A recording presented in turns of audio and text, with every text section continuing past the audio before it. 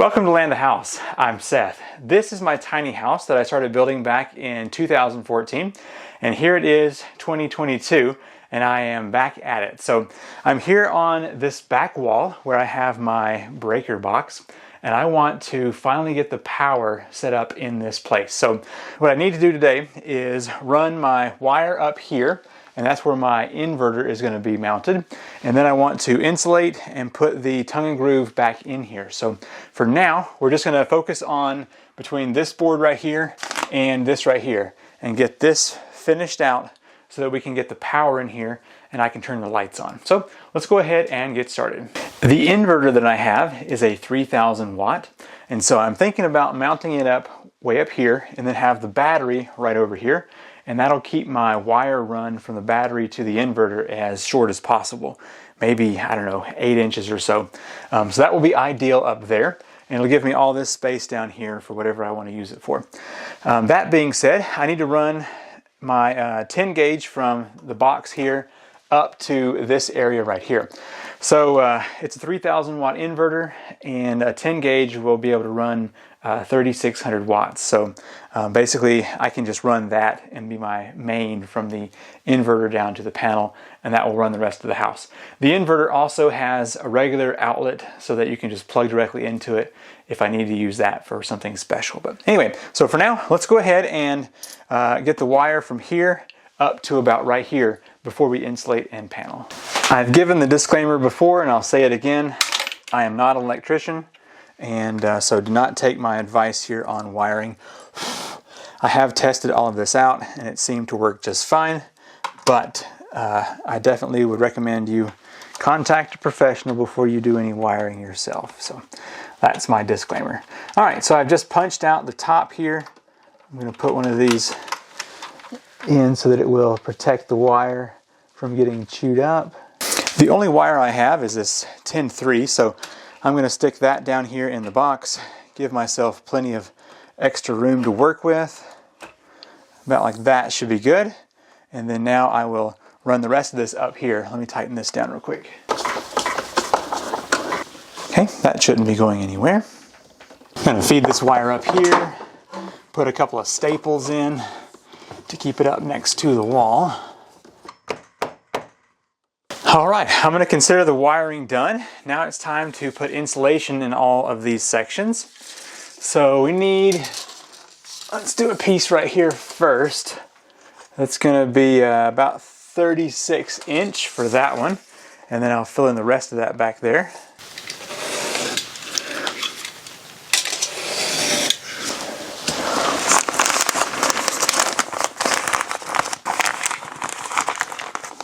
I had to quit early yesterday to go pick up the kids, but I think I am about ready now for the siding. So here's what I've done without you. I ran, basically I separated the neutral and the ground here and made things a little bit prettier. I also added an earth ground, which goes out. And so it's still a mess. Don't look at this as a how-to, of course. I finished the insulation there, and then this right here is the wire that goes up for the inverter. So I think we're ready now. Everything seems to work just fine. I tested it again with the power station and it was doing good. So let's step out here and get some more of this tongue and groove. I think we need 10 pieces to go all the way up here to the top, and then we'll be ready to start working with that inverter. So anyway, just get all that done. You can put my panel cover back on there and have the electrical stuff good to go. The first piece of this tongue and groove should be pretty easy, except for cutting out this right here. Now I brought an oscillating tool, so hopefully it'll make that cut pretty painless. But so first of all, we need one of these cut at 33.5. It's a pretty good fit right there. Now that anchor is right here, so I'm going to, I guess, put this where I want it to be, and then see if I can't mark back here so I can get that thing cut out. Okay, and maybe I can use that oscillating tool to get that out of there. Let's see if this oscillating tool is going to work on this.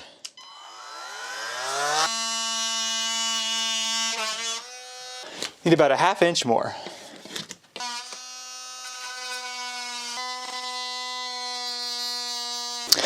Well, I have seen better work, but at least it's done. All right, so I've basically got 3 studs to work with to get this up here. So I'm going to pre-drill right here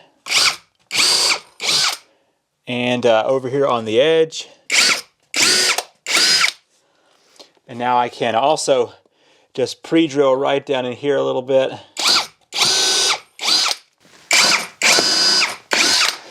The last one's the only one I do that second hole on.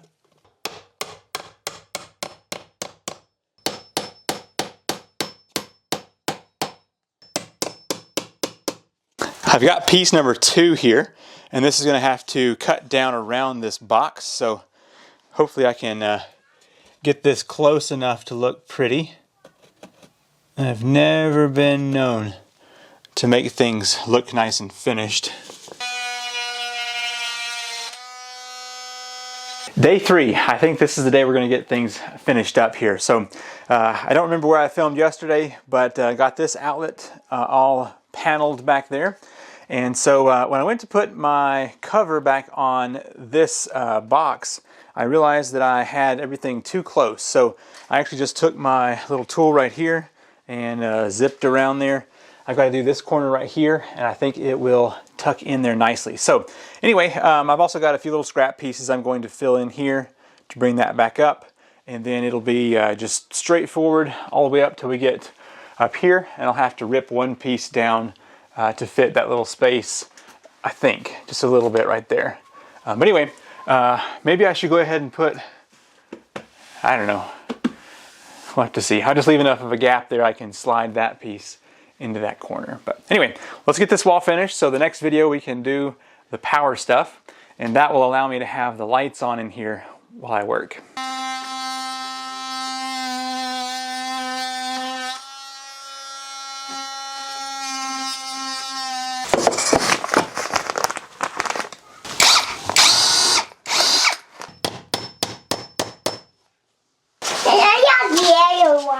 You like little spider webs? Yes, and little Spider-Mans.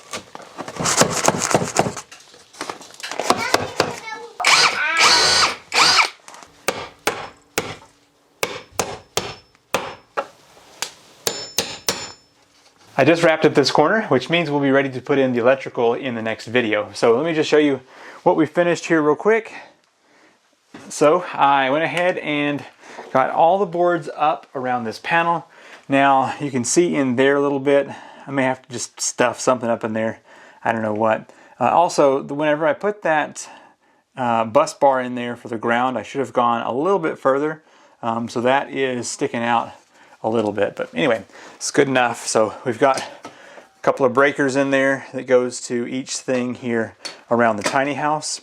And that wire is coming up here. So that's 10 gauge.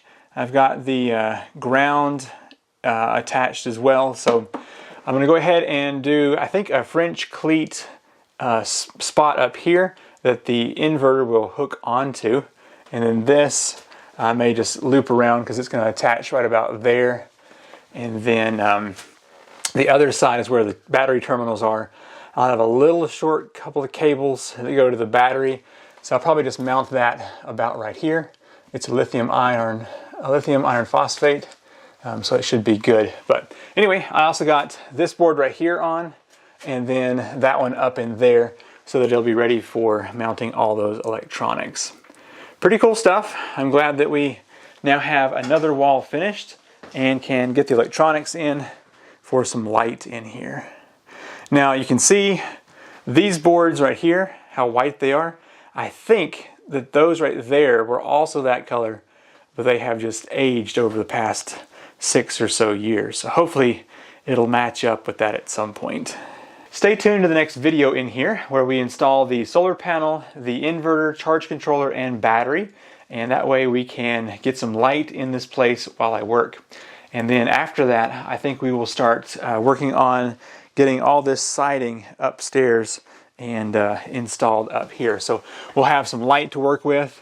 You can see we have a good bit of work to do on getting all of that paneling installed on the roof as well. So, but most of that will be pretty straightforward.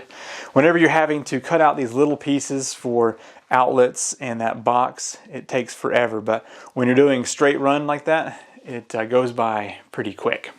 All right, thanks for watching. I'm Seth with Land to House, and I will see you in the next video. Bye.